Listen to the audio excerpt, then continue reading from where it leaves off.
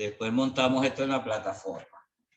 Empieza, este 1 pasa restando, este 25 pasa dividiendo, etcétera, etcétera. Ya ahí ves, cuando veamos ecuaciones lo hacemos con bastante detalle. El hecho es que x es múltiplo de 5 aquí. Entonces, cuando yo divido entre 25, uno dice, bueno, debería ser múltiplo de 25. No necesariamente, pues le estoy sumando este 5 aquí. Es decir, lo que necesito es que sea múltiplo de 4.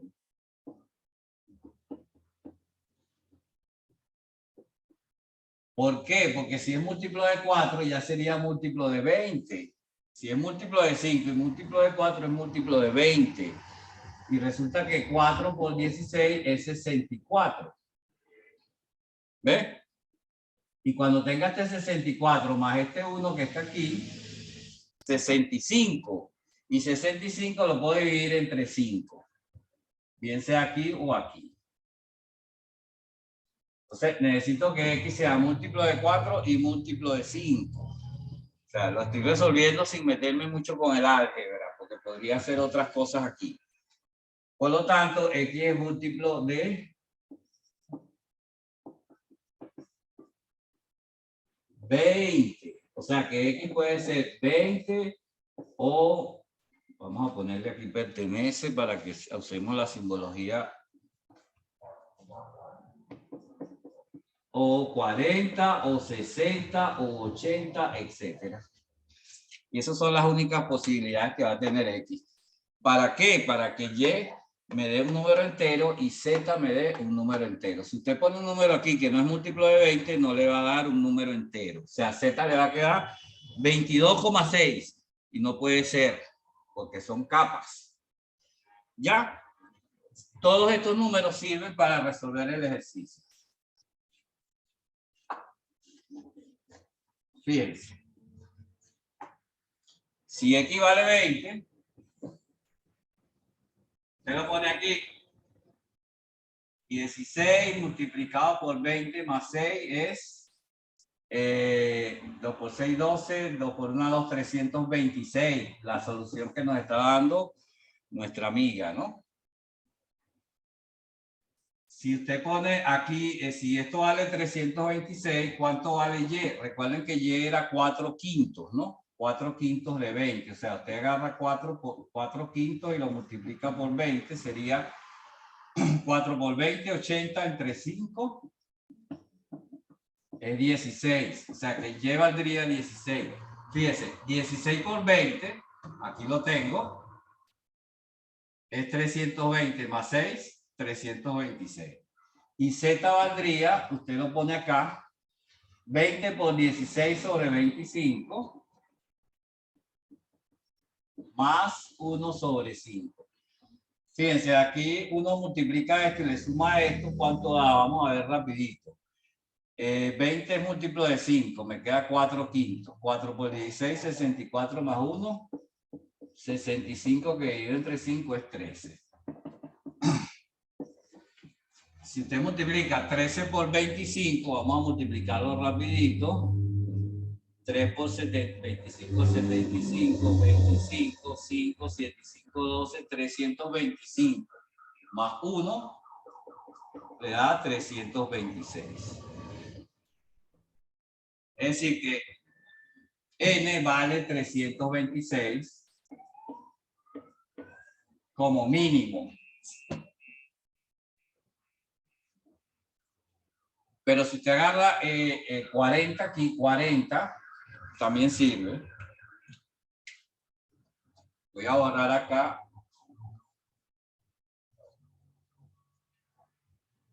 No solo el 40, sino el 60, el 80 y todos esos números deben servir. Usted agarra el 60, vamos a poner para x igual 60.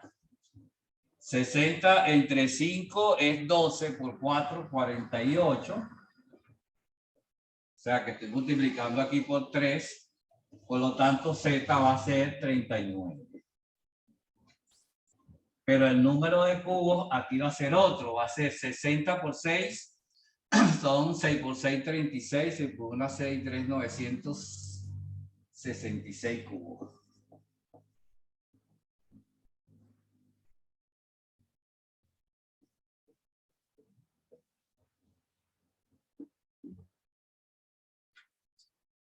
¿Ves? Y puede tener muchas otras soluciones. O sea, si agarra X igual, múltiplo de 20, 40, 80, 100, etcétera, etcétera, etcétera. Va a tener siempre una solución diferente. Bien, esa es una forma de pensar. Pero también pueden haberlo hecho como nos dijo nuestra compañera, agarró el tanteo, empezó a trabajar y el tanteo es bueno, ¿ok? Siempre es bueno. Porque ¿cómo se tantea? Fíjense cómo se convierte un tanteo en una ecuación. Quiero que lo vean y me sigan. Esto es más importante que aprender a dividir algunos racionales. Usted dice, yo voy a agarrar un número de cubos. No sé cuál es Ahí estoy. Ok. No sé cuál es la respuesta. Bueno, voy a agarrar 260 cubos. A ver si funciona. ¿Qué hace usted? Agarra 260 y lo divide. El problema es que mi signo de división no lo usan ustedes. Vamos a ponerlo así. Lo divide entre 16 cubos que tiene cada capa, ¿verdad? Y eso le da ¿cuánto? 260 entre 16 cabe a 1, me quedan 10, 16. 16 por 16 son 256 y me restan 4. ¿No? Da 16, pero resta 4. ¿Por qué? Porque 260 es igual a 16 por 16, que es 256, más los 4 que restan aquí. Este 16 que encontré aquí es interesante. Ahora bien, si yo divido el 260 entre 20, que fue el número del otro cubo, usted dice, eso cabe a 13, creo, y resta 0. O sea, 260 es 20 por 13 más 0. Este número es interesante. ¿Qué es lo que pasa? 260 no es solución porque aquí debían restarme 6. ¿Verdad? Wow, pero vamos a arreglarlo rapidito. Para que me reste 6, agarro y le sumo 2 aquí. Y aquí me va a restar 6. Qué bueno, me dio 6 aquí. Cuando agarro aquí ese mismo 262 y divido entre 20, cabe a 13, pero me resta 2. Es decir, que no me sirve porque aquí me resta 2. ¿Lo ves? Bien. Entonces uno aquí dice, un número multiplicado por 16 más 6 debe darme este. Y este otro número multiplicado por 20 más 6 debería darme este también. Cuando estoy hablando de un número multiplicado por 16 más 6, debe darme lo mismo que un número multiplicado por 20 más 6 otra vez. Eso es lo que estamos haciendo aquí. Cuando usted divide, lo que está consiguiendo es esta ecuación que está aquí. O sea que estas ecuaciones no vienen de la genialidad de un matemático, sino del tanteo precisamente. Luego, si quiero agregar otra ecuación, divido entre 25. Entonces, 25 por un número más 1, en aquel caso, que sobra un solo cubo, entonces me queda la otra ecuación. Porque el resto, lo que resta aquí es lo que le sumo aquí. Y es los cubitos que le sobran al niño para formar otra capa. Que no le van a servir porque solo tiene 6 y las capas son de 16. Es decir, que esta es una aplicación del lema de Euclides.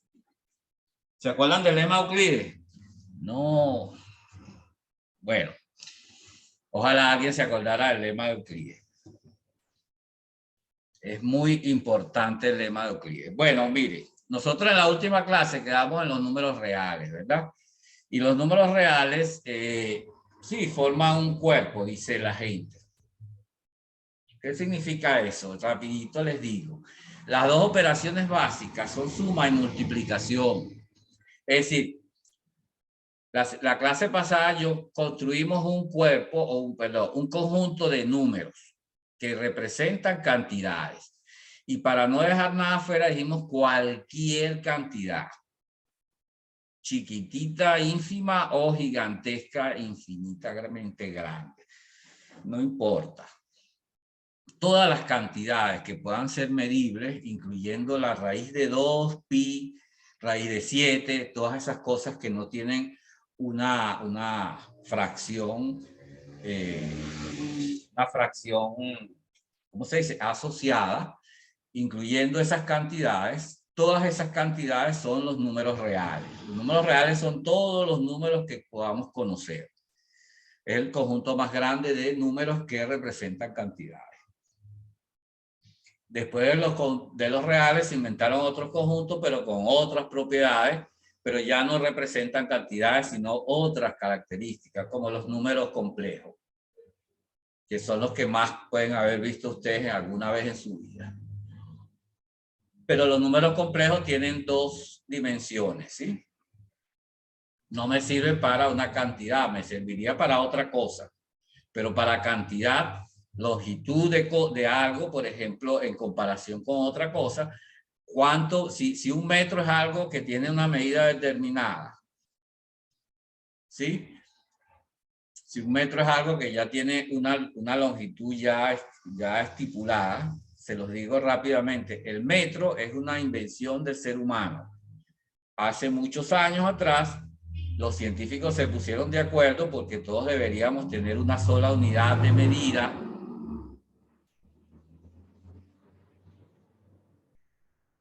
Porque a medida que vamos avanzando íbamos avanzando, las cosas iban siendo la comunicación entre países y comunidades era cada vez más fluida, entonces se vendían, había intercambios económicos y todo lo demás, y debía tener unidades iguales.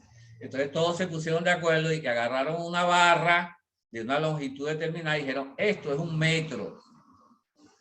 Para todo el planeta Tierra, todo ser humano, esta barra mide 1 metro. Agarraron esa barra, la construyeron de titanio y la guardaron en el museo, creo que el museo que está en París, el Louvre.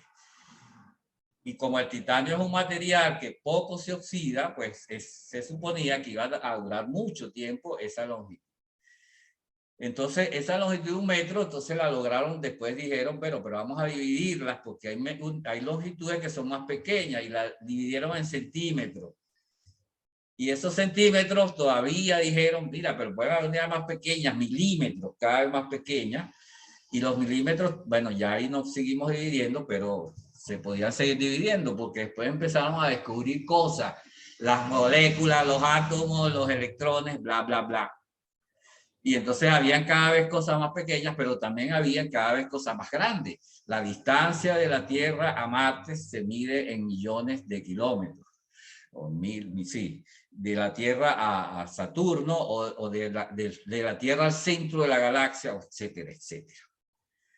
Entonces las cantidades pueden ser muy grandes, muy pequeñas, pero cualquier cantidad, muy grande y muy pequeña que sea, se mide con números reales. Entonces esos números reales simplemente le agregamos, porque nosotros no conocemos unos números solo para conocerlos, se le agregan las operaciones. Es decir, usted agarra los números reales, que se escribe con una letra griega, y le agrega dos operaciones, que sería, en este caso, suma y producto, o multiplicación, que se escribe con un punto actualmente, se puede escribir con un punto. Y entonces forma lo que se llama un cuerpo. Y lo bueno de formar un cuerpo es que los cuerpos tienen esto, que se forma un cuerpo, tienen esto que está acá. Primero, las operaciones tienen una propiedad que se llama conmutativa.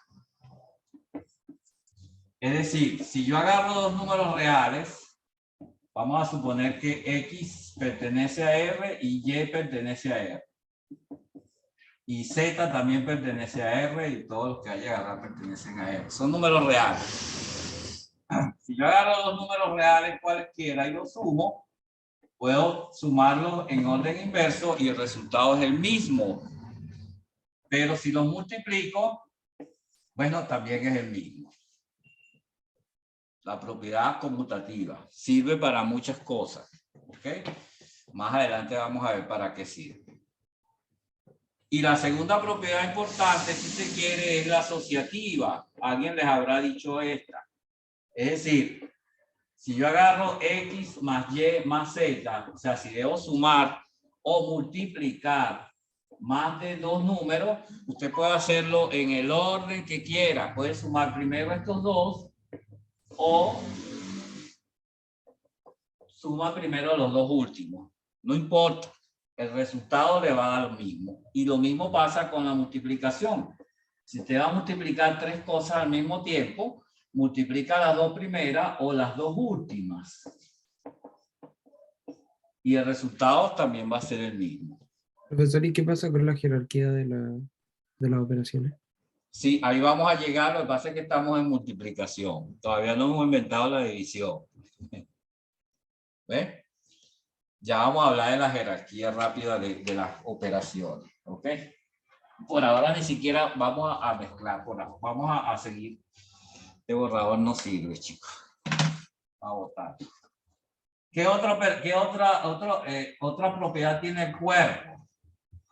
Los cuerpos. De aquí en adelante la palabra cuerpo les va a aparecer en materias cuando estén en la universidad, les va a aparecer cada ratico.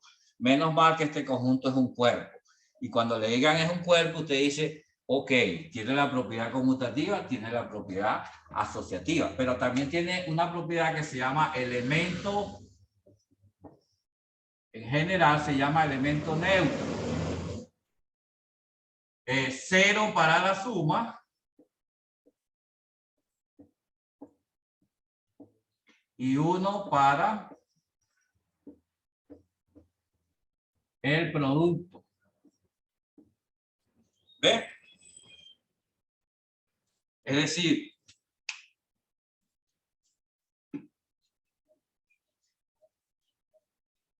si usted agarra cualquier número real X, como lo traemos al principio, y le suma 0, por conmutatividad no importa por dónde se lo sume, eso le va a quedar X.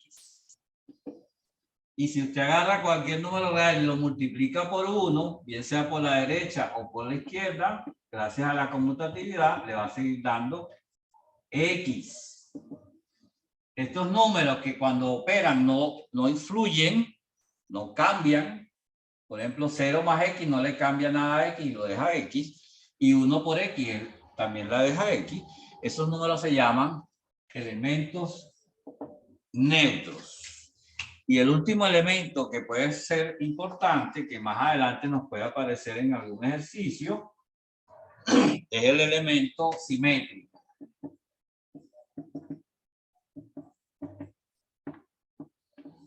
Simétrico. Para la suma se llama opuesto. Es decir, para cualquier X existe un menos X que me da 0.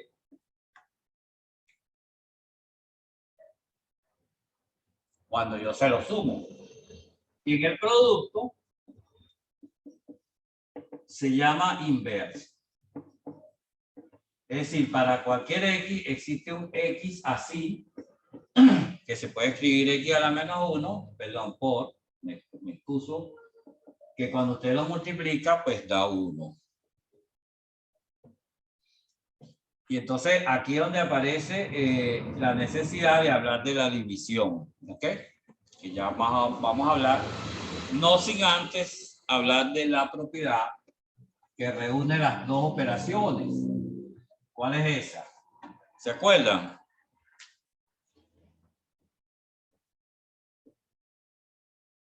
Sería distributiva. Muy importante la propiedad distributiva. ¿Qué dice la propiedad distributiva? Que si yo tengo X por Y más Z, entonces yo puedo distribuir esta multiplicación entre los dos sumandos o términos de esta manera, tanto por la derecha como por la izquierda.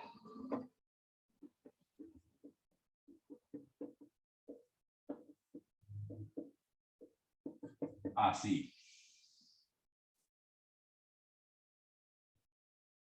Bien. Y eso se llama propiedad distributiva del producto con respecto a la suma.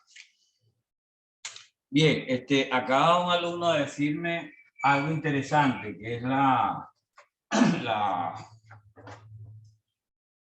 preponderancia o ¿cómo fue que me dijiste? Disculpa la palabra.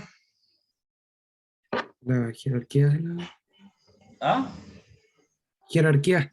Jerarquía. Wow. Jerarquía. La jerarquía es cuando no tengamos, por ejemplo, cuando no tengamos paréntesis y cosas de esas. Es importante la jerarquía. Aunque los paréntesis en la jerarquía aparecen primero. Es decir, cuando nosotros tengamos una operación que combina muchas cosas, por decir algo, en la operación, ahora que tengo la propiedad distributiva. Si no me equivoco, Por ahí ejemplo, habría que dividir las 3 más 2 por 5 menos 4 por 8 más 3 entre 2 menos 2 más 3 por 5.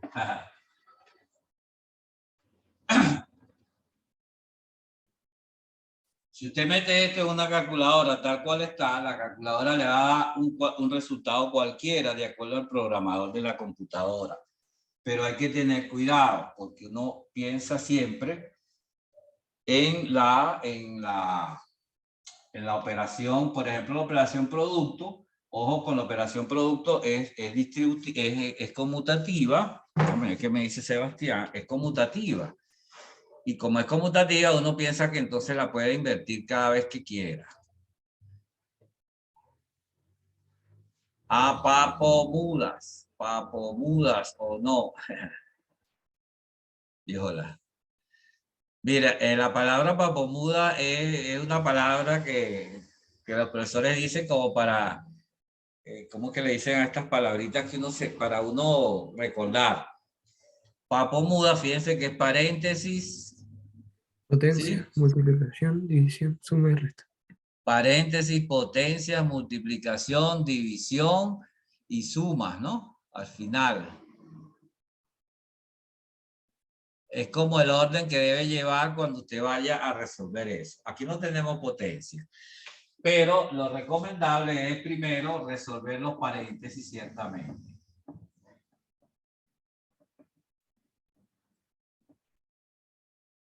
¿Sí?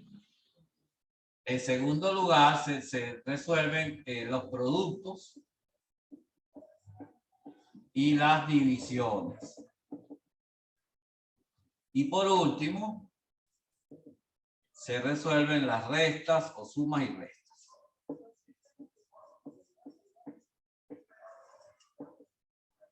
Bien. Es decir, visto de arriba hacia abajo, uno lo que dice es que la suma y resta son las operaciones más fuertes.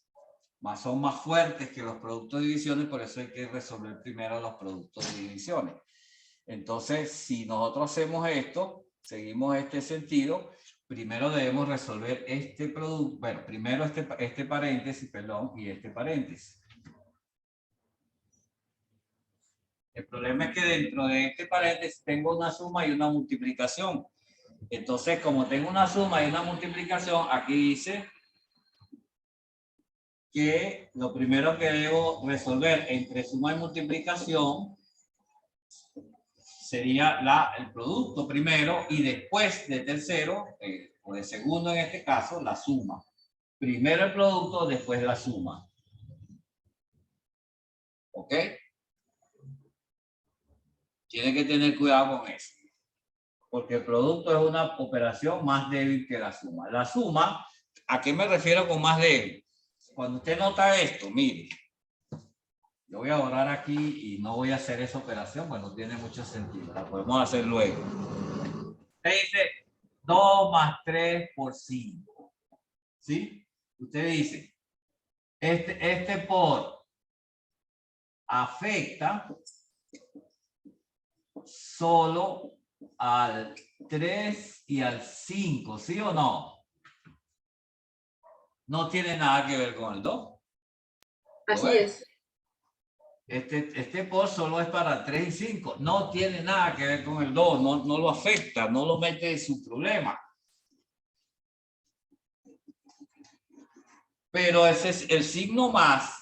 Este signo que está más aquí, entonces afecta al 2, al 3 y por lo tanto al 5, porque todo lo que afecte a 3 va a afectar a 5 porque ya están afectados por este signo por.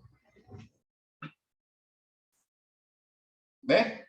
Entonces el más, uno dice, es más fuerte. Entonces se usa al último, como diría en España. Al último. Si escribí mal último. Sinceramente. Se afecta al último. Es decir que cuando usted haga 2 más 3 por 5 es igual a 2 más 15, que es 17. ¿De acuerdo? Se resuelve primero entonces la multiplicación. Una buena pregunta sería, si yo tengo, por ejemplo, vamos a poner aquí, 12 entre 3 por 2. Ahí sería por el orden de izquierda a derecha. Orden, ok. En este caso, lo vamos a hacer, lo hacemos por orden de, vamos a poner aparición, que en nuestro caso es de izquierda a derecha. Orden de aparición, o sea, recuérdense que los occidentales nosotros leemos de izquierda a derecha. Y cuando empezamos a leer, no decimos, aquí dice 1, 2.2, 2.3. No, uno dice 12 entre 3 por 2. O sea, que el primero que aparece en mi lectura es el entre. Por eso dije orden de aparición. El primero se resuelve 12 entre 3, 4 por 2, 8.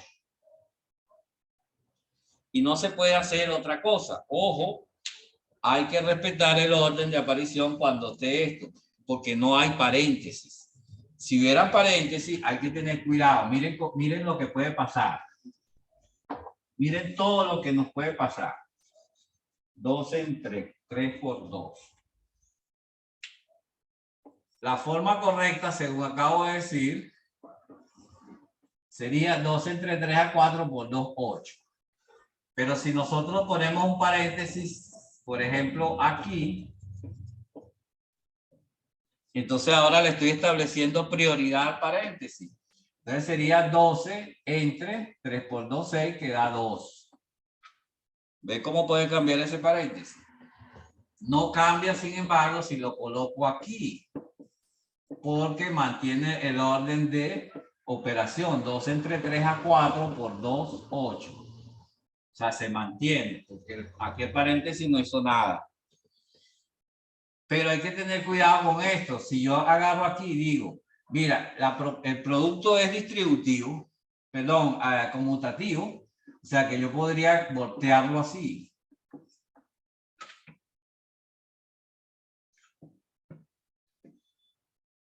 Si yo lo volteo así, fíjense lo que va a pasar. 12 entre 2 a 6 por 3, 18.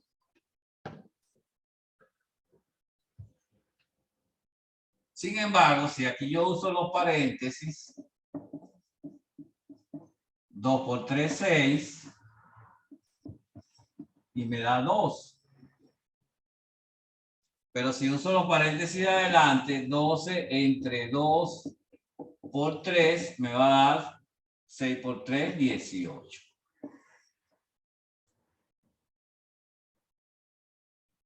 Entonces, nuestra forma correcta siempre va a ser esta, ¿ok? Orden de aparición si no hay paréntesis. Si hay paréntesis, estas que están aquí también son correctas porque hay que respetar la jerarquía, como dijo nuestro compañero, de los paréntesis. Bien, de todas maneras más adelante nos van a aparecer ejercicios que ya los voy a empezar a diseñar para mandárselo por WhatsApp para que empiecen a trabajar.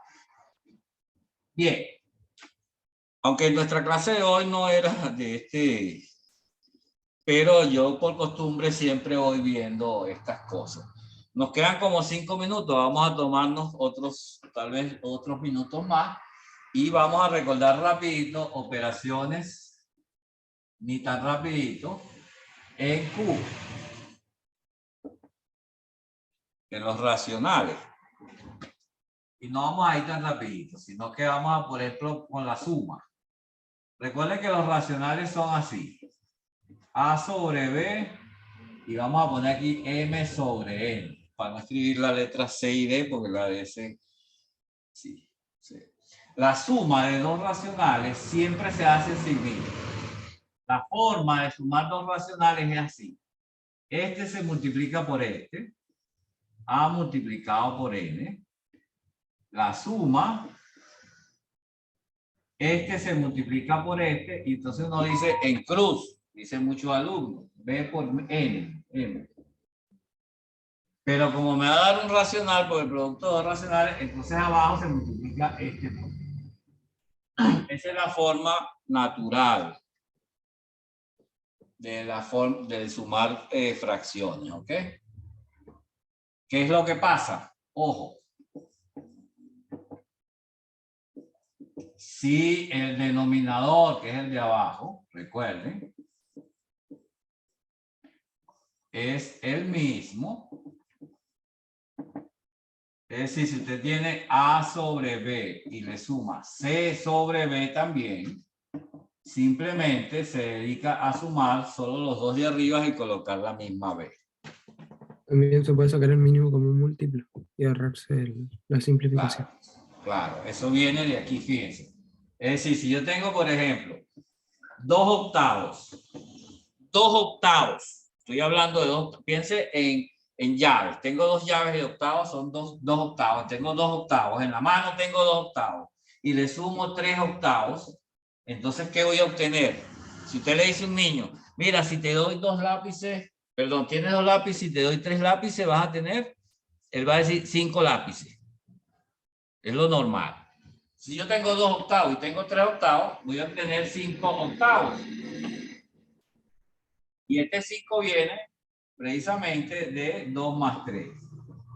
Es decir, que en el caso de que los denominadores sean el mismo, simplemente sumas arriba. O en el caso de la resta, restas arriba. Pues. O sea, la suma y la resta para mí es la misma cosa. Ese hecho de que arriba se suma o se resta, si el denominador es igual, sirve para hacer algunas cosas, como nos acaba de decir el compañero allí. Recuerden que esto lo estoy grabando, después les voy a decir dónde lo van a ver, no hay problema. O sea, que no tienen que copiar rapidito ni nada. Sigan la clase, atiendan, nada más. ¿Qué pasa si tengo tres medios y le tengo que sumar, no sé, vamos a ponerle 4 tercios? Entonces yo digo, yo puedo hacer este por este por este y este por este. Y me da un resultado, pero también puedo usar este hecho. O vamos a poner aquí 4 sextos para que sea más simple. No pongamos 4, sino 5 para que no sea reducible. 5 sextos. Entonces tú dices, ok, para mí es más fácil si los dos denominadores son iguales. Aquí no son iguales. Pero aquí resulta que tengo 3 medios y existe un número que multiplicado por 2 me da 6. Entonces yo voy a agarrar esta fracción y le pongo una ampliada. Ampliada significa que en vez de simplificar la voy a amplificar. Es decir, multiplico por 3 arriba, 3 por 3, 9 y 3 por 2, 6. Y esta fracción es la misma. Más 5 sextos. Y entonces ahí, bueno, ya tengo mis dos denominadores iguales, simplemente sumo arriba y me da 14 sextos. Y ahora puedo simplificar si así lo deseo. ¿Ve? Esto es lo mismo que hacer lo que nos dijo nuestro amigo de buscar el mínimo común múltiplo. Es decir, ¿cómo igualamos los denominadores en la operación siguiente? Fíjense, yo voy a agarrar un quinto, le voy a sumar 3 cuartos, le voy a restar 2 tercios y le voy a sumar 1 sobre 6. Sí, me parece bien así.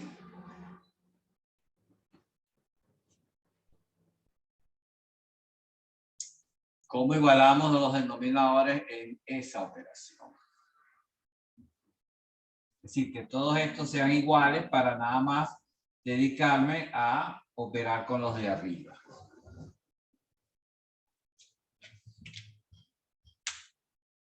Recuerde, aquí voy a escribir, recuerde, además, las propiedades del cuerpo.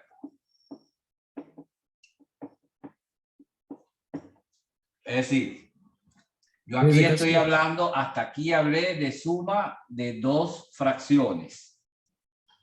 La definí como suma de dos fracciones y aquí trabajé con dos fracciones para igualar el denominador. Sin embargo, aquí le estoy dando una operación de 4 fracciones.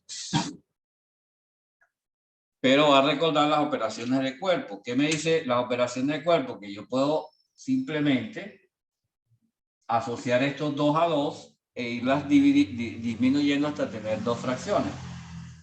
Como las puedo asociar, las puedo conmutar. Entonces yo puedo simplemente ni asociar ni conmutar, sino hacerlo así completo. También, ¿ok?